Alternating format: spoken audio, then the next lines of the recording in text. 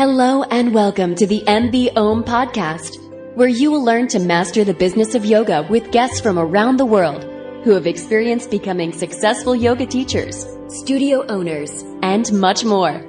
Now, here's your host, Amanda Kingsmith. Hey everyone, and welcome to another episode of the MB Om podcast. It's been a number of weeks since I did a solo episode, so I'm really excited for today's episode. I know I said at the beginning of season 2 that you could expect more solo episodes, and I still think that that's going to be true, but it's been a little bit more difficult than I thought to do solo episodes while I've been on the road. And on top of that, I've had the chance to talk with so many cool guests that I get excited by the conversations, and then I just want to put the episodes out for you guys to listen to. So, in saying that, I am hoping to do more solo episodes in the future, but for now we've got this one today, and today I'm talking about imposter syndrome. And for those of you who are like, I don't know what that is, I've never heard of that before, it's also known as fraud syndrome, according to Wikipedia, and Wikipedia describes it as a persistent fear of being exposed as a fraud. And I don't necessarily know if I agree with the word persistent, but the way that I can relate to it is definitely this feeling of talking about something as if you were an expert, but not feeling like you're an expert. So this really relates to new yoga teachers, because I think that when you come out of a yoga teacher training, you're kind of put in this position where you are an expert on yoga. You're put in front of a group of students who are expecting a certain something from you. They're expecting you to teach them. They're expecting you to know things about their body, about what they're feeling. And it's really easy after a 200-hour teacher training to feel like you are not that person who can do that. And I know that it's something that I experienced when I came back from my yoga teacher training, and it's something that I've talked to other yoga teachers about. It's just feeling like, oh, I'm in this role. I'm talking like I know what I'm talking about, and I just don't. Like, I feel like I'm an imposter. And so basically that's what imposter syndrome is. It's being in a role where somebody believes a certain something about you, or believes that you are somebody and you don't really feel like you are that person. So when you step into the role of a yoga teacher, somebody comes into your class identifying you as a yoga teacher, because when they go to yoga, they go and they learn from a yoga teacher. But for you, when you're a new yoga teacher, you don't necessarily identify as a yoga teacher so far. And I know that this is something that I talked about on the episode where I was talking about my 1 year teaching anniversary, and how it took me a long time to identify as a yoga teacher. Before that, I was sort of just this person who was teaching yoga occasionally, or who was certified to teach yoga. And that's when I experienced it the most, coming out of teacher training with the certificate that said I could teach, but not identifying as a yoga teacher, but then going into classes and having students identify me as a yoga teacher. And I really did feel like an imposter. And so if you're out there being like, yes, this is what I'm experiencing, you're not alone. I felt like that for a number of months, probably close to my first year teaching, until I was well into teaching and I was like, okay, I can finally sort of identify as somebody who can teach this. And when I say that, it doesn't mean that I know everything. I don't know a lot of stuff, and I continue to have experiences where I sort of feel this imposter syndrome, where somebody gives me credit for something that I'm like, I don't think you should credit me with that. Like, maybe that was just a lucky moment, or maybe I just happen to have that tidbit of information and you're crediting me with something more than I think I am. And the reason why I want to talk about this is I don't think that imposter syndrome is something that we should buy into, or that we should allow into our lives. I don't think that it's helpful as a new yoga teacher to feel like you're an imposter in something that you feel really passionate and excited to bring to your community. I do think that there are ways to combat imposter syndrome. And the first thing, especially as a new yoga teacher, is to be really honest with your audience, to be really honest with your students. So it's easy to go in there and be like, oh, somebody probably thinks I've been doing this for years and that I can help them overcome X, Y, Z. And I don't think I can. Tell them right off the get-go. saying things like, this is my first class today and I'm really excited to lead you, but I'm also really nervous because I don't have all the answers. Or saying, I'm new to this studio, or I'm new to this type of practice. And it can be really intimidating to kind of put yourself out there because people do pay a lot for yoga, and they come in there, or in most cases they pay quite a bit for yoga, and they come in with this expectation. So they hold you to a certain level. And I think that in a lot of ways that's really good. Something that I've talked about on the podcast before as an argument against teaching for free is when people pay, they have higher expectations for you as the teacher. And I deliver better when I have higher expectations. I'm going to prep more. I'm going to practice that sequence. I'm going to show up for my students. Not that I won't if I'm not getting paid, but I'm going to show up a little bit more if somebody's paying me for their time, if they're giving me their time and their money. But going in and just being honest, there's no harm in saying, I'm new to this. I feel uncertain. I'm a little bit nervous. I'm feeling sick today. It's not helpful to go into a situation and to be dishonest, to try and be somebody that you're not. And I think that's the biggest thing around imposter syndrome is we go in allowing other people to kind of determine who we are, and then we feel like we're a fake. We feel like we're a fraud. We feel like we're stepping into a place that isn't who we are. And maybe there's some truth behind that, because if you walk into a room and say you're studying for a teacher who's been teaching for 10 years and you've been teaching for 2 years, and you don't take a second to sort of acknowledge that you're a newer yoga teacher, maybe you are giving them the wrong intention, or maybe you are trying to fill shoes that aren't yours, if that makes sense.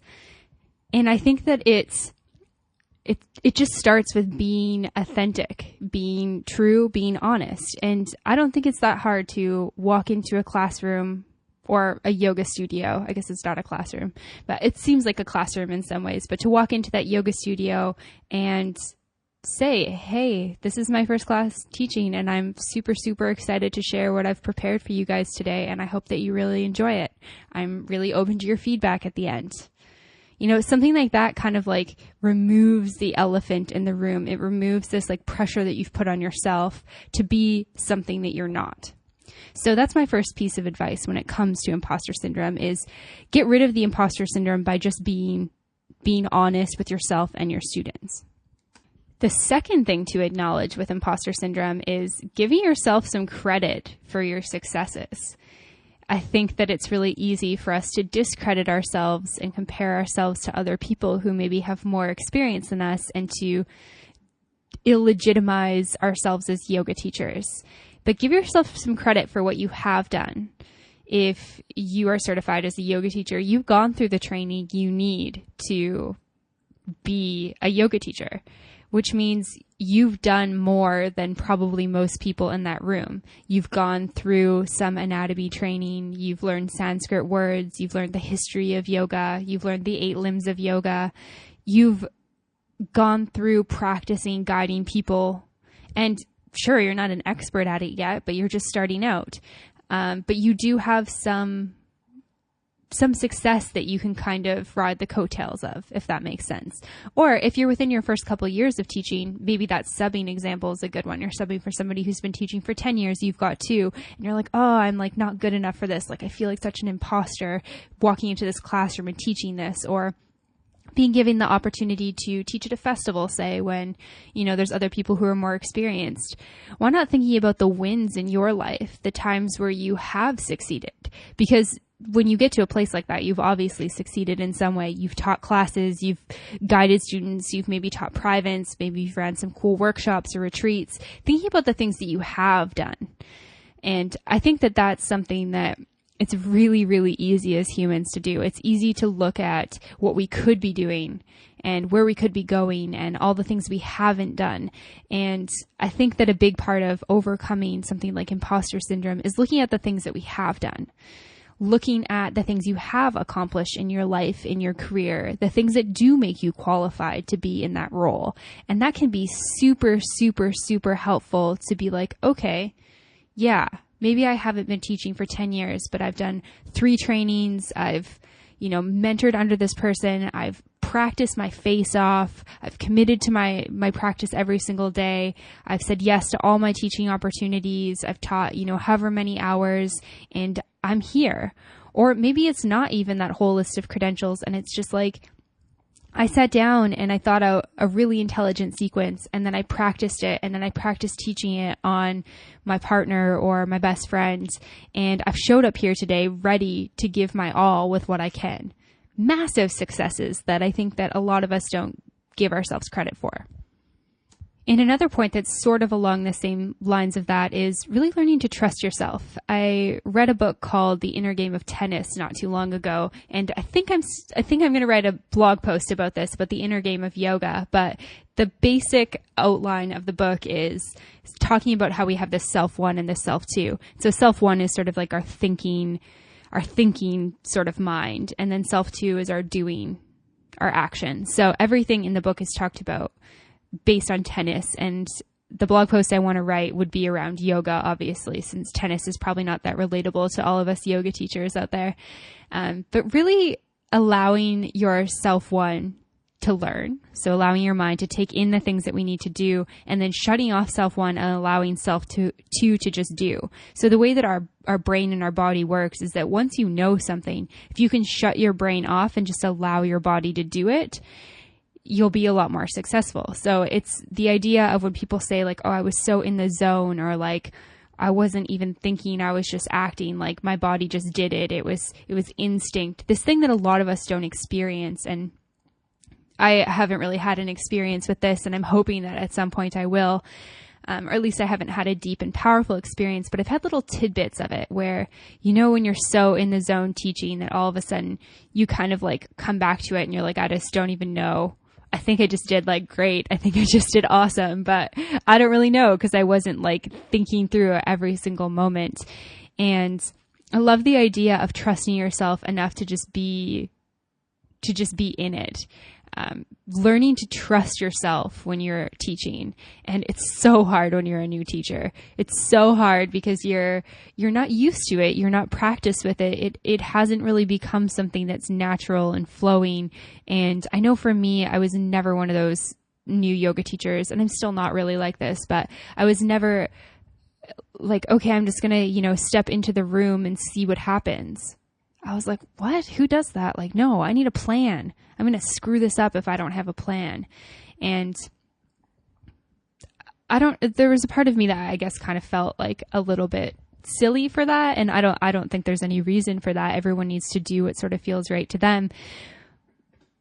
But over the time of my teaching, I've learned to trust that I practice enough that if I was to get into a place where all of a sudden the sequence wasn't going as planned or my brain forgot, like something would work itself out. Like I know how to deal with that situation.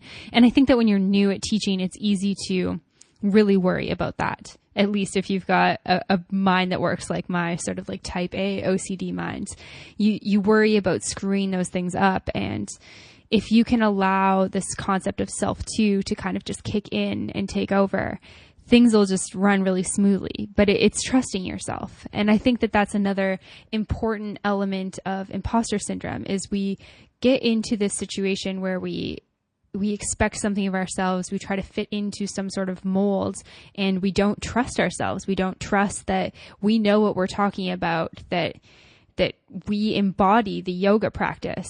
If you step on your mat and you practice every single day, you know yoga. You definitely know yoga. And I think that it's easy to be like, well, maybe I don't know enough yoga. No, you know enough. Just trust yourself. And so that's number 3 with imposter syndrome. So far we've got acknowledging it with yourself, with your students, give yourself credit for your successes, and then trust yourself. Allow that self to take over. And then the next point that I think really can help with overcoming imposter syndrome is killing comparison.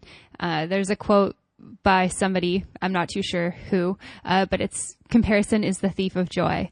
And this is something that I found to be so true in so many aspects of my life. I mean, body image, self-esteem, eating habits, careers. I mean, come on, I quit a job to be a yoga teacher and a podcast host. That's crazy. If I was comparing myself to the average person, I would certainly not be here. And then overcoming that. And then it's like diving into this world of yoga where it's like, well, who am I to talk about any of this stuff?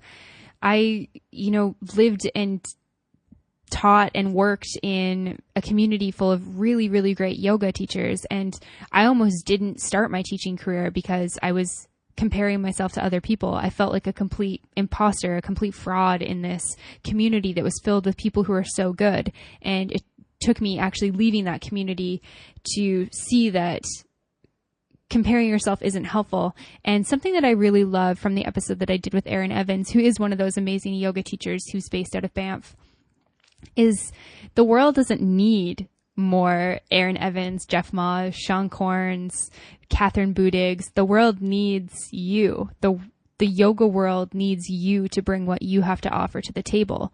It doesn't need to be an echo of what another yoga teacher is saying.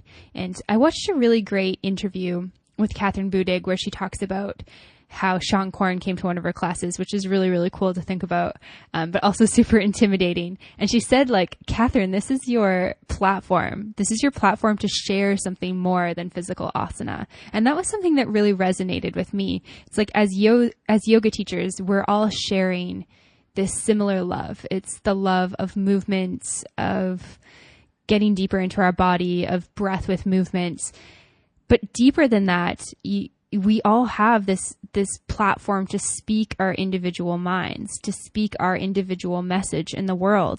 And I think that it's really easy, especially with social media and the way that things are nowadays in the digital world, to really compare ourselves physically, to look at our physical practice and say, oh, I'm not good enough, or, oh, maybe I shouldn't be teaching because I can't do pose XYZ, or maybe I'm not good enough to teach at this certain place or this studio because I can't do this thing that somebody else can do. But that really is stealing all your joy, because whatever you have to offer is good enough. If it's coming from within you, from a true and honest place of caring for your students, of caring for the people that come into your classes, it's definitely good enough. And that's something that doesn't just change overnight.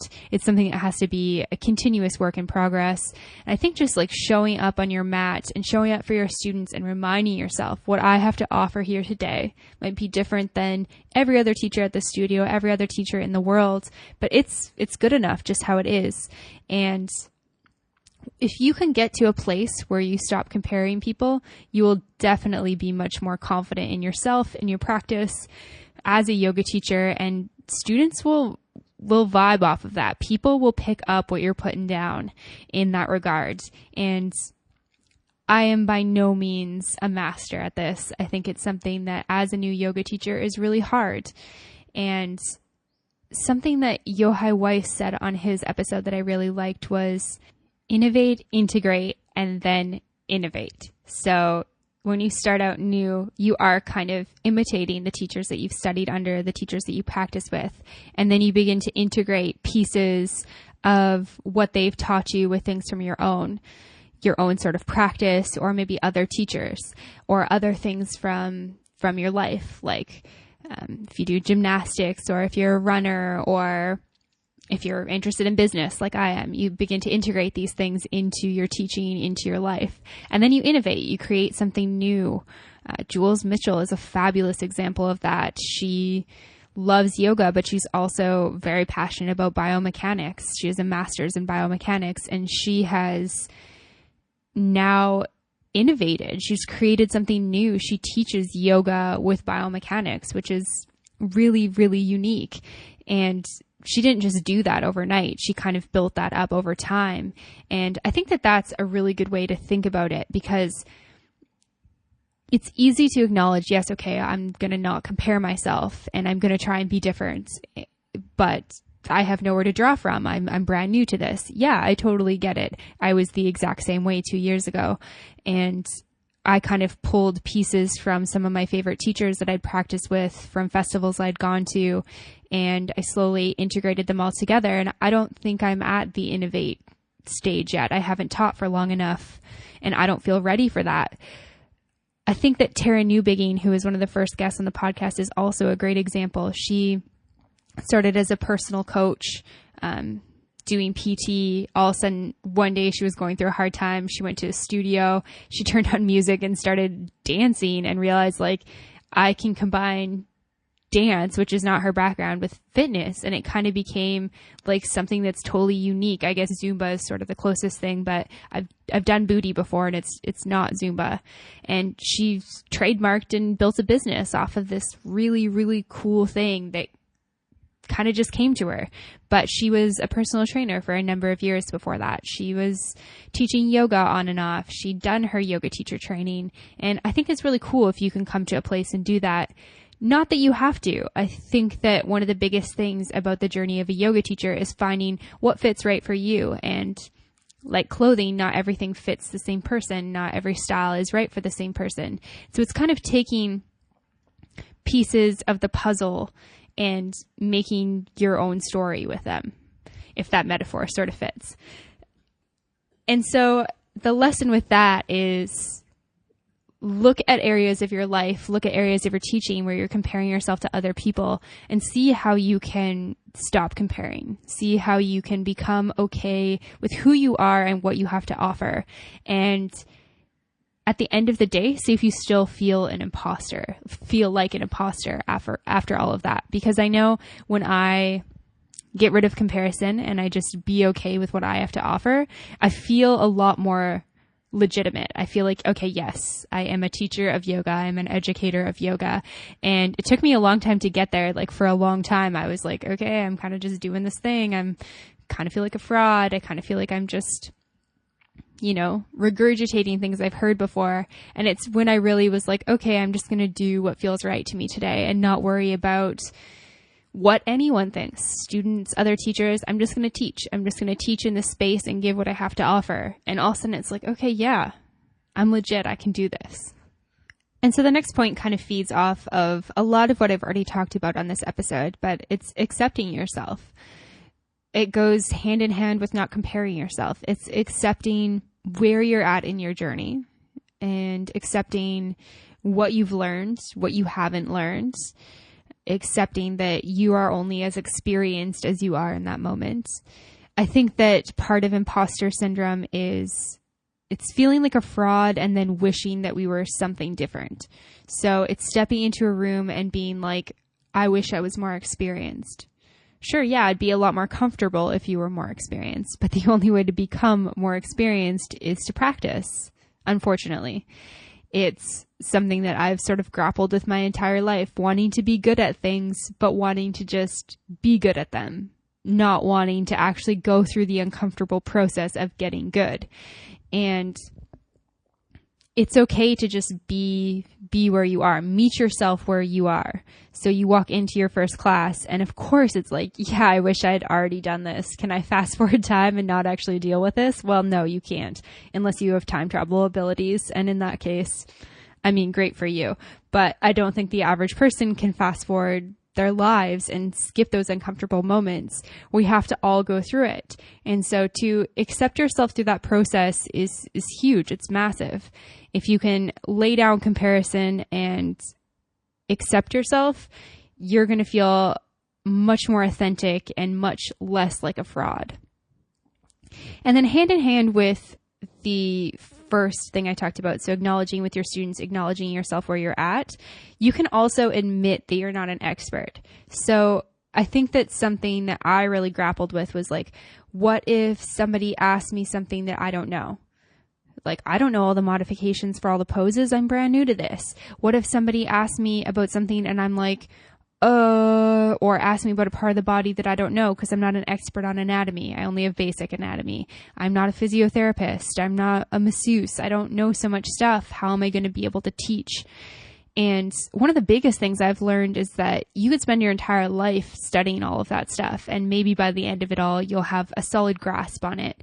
But you would have never taught. You'd spend your entire life trying to get all the information so that you could teach. And that's kind of a waste of the time and opportunity to just go in and learn from your experiences. And I think that the biggest thing that I've learned is to admit when I don't know. So some of the key things are, as a yoga teacher, you are not a doctor. You are not a physiotherapist. You are not a psychologist. You are not a masseuse. You are not a chiropractor. You're not an osteopath. You're not a dentist, herbologist, acupuncturist. You're not any of those things unless you actually are. But for me, I'm none of those things. I'm not a nutritionist. I'm not a weight loss coach. I don't have other things that I have expertise in. So if somebody comes to me and says, I'm really looking to start yoga and lose weight, do you think you could help me find a program? It's, I'm a yoga teacher. I have background in yoga. I can definitely teach you on the side. I can teach you privates. I can recommend programs for you. However, I am not a weight loss coach. And I mean, that's a minor example. I think that some of the bigger examples are when it actually comes to like, hey, I'm having pain in this area of my body, and I'm just wondering, what poses I should and should not do. Well, the first thing you should probably do is see a doctor or a chiropractor or a physiotherapist, somebody who actually knows ligaments, bones, the muscle groups deeper than, hey, this is how I'm stretching my quadricep. And I'm talking about my level of knowledge on this. Maybe yours is deeper than mine is, but knowing that it's okay to tell your student, I don't have the answer. I know that I had a student one time tell me that they had a lot of foot cramping happening when they were coming into Warrior One. And so I gave her some modifications after class. I was like, okay, well, you could do crescent lunge, or you could skip coming into those Warrior Ones in Sun Salutation B. You could just do like a Sun A instead and do like an extra vinyasa, or you could just come into Child's Pose where everyone else does that. And I was like, you should also probably see somebody if that continues to happen, because I don't know why it's happening. Admitting that you don't have all the answers is totally fine. It's in fact better that you tell people honestly that you don't have all the answers for them than to lead them astray. And it's easy for our minds to sort of get into this like, oh, I'm a fraud because I don't know. When really, if you tell somebody something that's not entirely true or that you're not entirely confident in, you're being more of a fraud than if you're just being honest and just admitting when you don't know something or when you're not an expert. And it's easy to think that you're not legitimate if you don't have all the answers. I know that's something that I've battled with even starting this podcast. It's like, well, I've got a business background and I've got a bit of a yoga background, and I found that there wasn't much business in my teacher training and that I didn't really learn the business of yoga through my training, and I want to help educate people on that. But then I had this moment of like, well, like, who am I to do that? I'm not a professional in that. Well, sure, I'm not a professional in that, but the only way to become an expert in that is to learn. Do something where you can learn more about it. Refer people to somewhere they can learn in an expert way. So just thinking about how if you're battling with imposter syndrome, the answer to it is not to pretend that you have all the answers. The better way to go about it is to admit when you don't know. And so the last point that I'm going to talk about in this episode is this idea of fake it till you make it. And I actually really don't love that saying, but I think it's the best way to sort of explain this point is fake it till you make it in an honest way. So I don't want it to completely contradict what I just said, because I think that it is really important to acknowledge with your students, acknowledge with yourself where you're at, accept where you're at, admit when you don't know.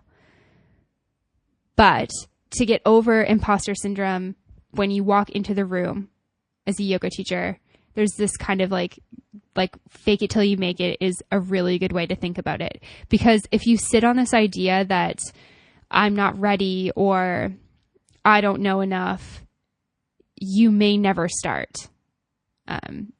Something that I've kind of battled with a little bit is like, oh, I don't know enough. Like, it's not good enough. And it's like, if you don't put things out there, if you don't just step into the room and teach, if you don't just do the things that you're uncertain about, you're probably never going to be ready. I mean, none of us like to look bad. None of us like to feel shame or embarrassment. None of us like to fail. Those are innate human things. Like, they don't feel good. Why would we want to do things that don't make us feel good? Yet, if we don't stumble, if we don't trip, we're never going to succeed. Something that I like to think about is how we learn to walk as babies. When we're babies, we don't have ego because we're young enough that we don't actually have formed memories. Like, our concept of the world is so basic at that point. All we know is our instincts, and our instincts are for us to get stronger and for us to try to stand up. If as a baby I had been really scared to fall, I would still be crawling. And so would you. Humans would still be crawling. We would be on our hands and knees if we were scared of falling as babies.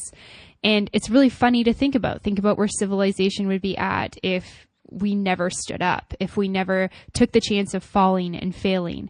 And it's the same thing when it comes to your career, your business, your yoga studio, your career as a yoga teacher. You have to know that you might stand up in front of the room and cue the wrong foot, or blubber up your words, or miss a pose, or say the wrong thing, or say something dumb, or scare somebody when you've adjusted them, or forget what you're talking about, or cue the wrong thing. I've done all of those things. All of those are not made up things. I've done them all. And none of them really felt good, but they were also not that big a deal. None of them really affected me in a really big way. And the biggest thing with overcoming imposter syndrome is just going out there and doing what you want to do, going out there and doing the thing that you need to do, which is probably teaching or probably opening that studio. So going out there and just teaching your first class, teaching your first 10 classes, just going and doing it, and doing it from a place of authenticity and honesty, but also going in there with maybe a little bit more confidence than you actually have. So going in there and owning that class, even though you don't really feel like a legit yoga teacher and you don't really feel confident what you're doing, go in there, fake that confidence, and eventually one day you're going to be like, holy crap, I actually feel this way, and it's going to be amazing when you get there. So I feel like that point is a little bit contradictory, but I think that there's a sort of a fine line between faking it and not acknowledging things versus walking into a yoga studio, walking with confidence, carrying yourself with confidence and pride and excitement to be there, acknowledging, hey guys, this is my first class and I'm feeling pretty nervous, but I'm super excited to be here today and share the practice that I practiced this morning, or share this practice on hip openers, or share this meditation I put together, whatever it is you're sharing. And I'm really looking forward to your feedback at the end of class. That's a confident way of putting yourself out there, acknowledging that you're new, sharing from a place of authenticity, but faking that confidence just a little bit because inside you're shaking and terrified.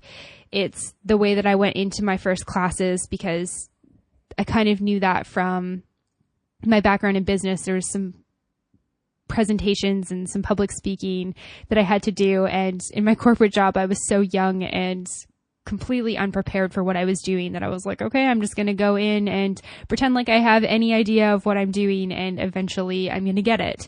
And that concept sort of works in certain careers. I don't think it works in things like heart surgeries or maybe being a doctor or something where it's like somebody's life.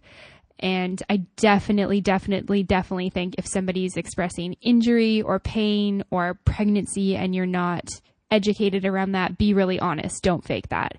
But walk in there and fake your confidence until you find your actual footing and your actual confidence.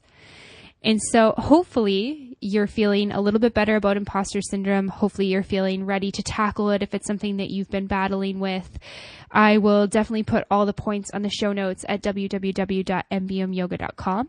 If anyone has any questions or comments or any tips that they have used for overcoming imposter syndrome as a new yoga teacher, I would love to hear from you. So definitely reach out to me at info@mbomyoga.com and sign up for the monthly newsletter on the website under newsletter, and join the community on Facebook and Instagram at Mastering the Business of Yoga.